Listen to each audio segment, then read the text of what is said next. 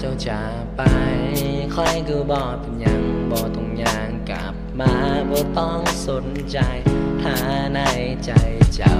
บ่เหลือเยื่อใยแล้วเจ้าจะฟื้นหากันเฮ็ดหยังถ้าเจ้าจะไปค่อยก็บอกเป็นยังมันเป็นความต้องการของเจ้าค่อยเข้าใจเจ้าเลิกเขาแล้วให้เหตุจึงใด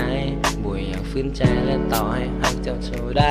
ก็คงต้องไปเจ้าจะไปเจ้าก็ไปค่อยบ่เป็นหยัง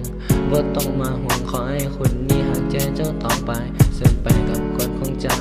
ปล่อยให้เจ้านั้นยังจากไปถึงค่อยจะมีใหญ่ๆแต่บ่เป็นหยังบ่เป็นหยัง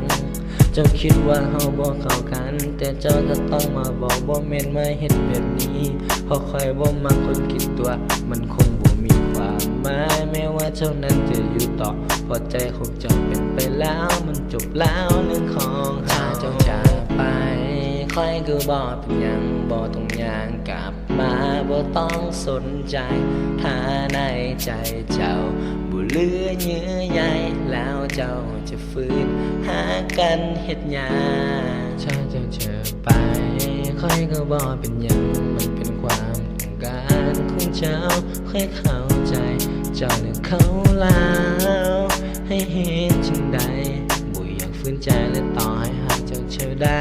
ก็คงต้องไปมีพบต้องมีจากคือกับหนังต้องมีฉากจุดจบที่บ่สวยงามมันฮอดเวลาที่ต้องจากถึงแม้ว่าการลืมใครสักคนมันยาก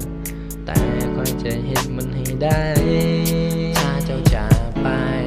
ค่อยก็บ่เป็นหยังบ่ต้องย่างกลับมาบ่ต้องสนใจถ้าในใจเจ้าบ่เหลือเยื่อใย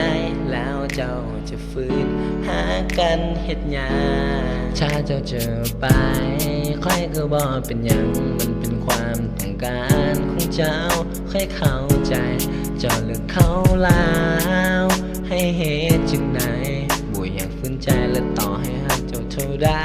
ก็คงต้องไปปล่อยให้เจ้าอยู่กับคนที่ดีกว่าอยู่กับคนที่เจ้านั้นหักทั้งหัวใจส่วนใครคนนี้ก็ต้องแยกจาก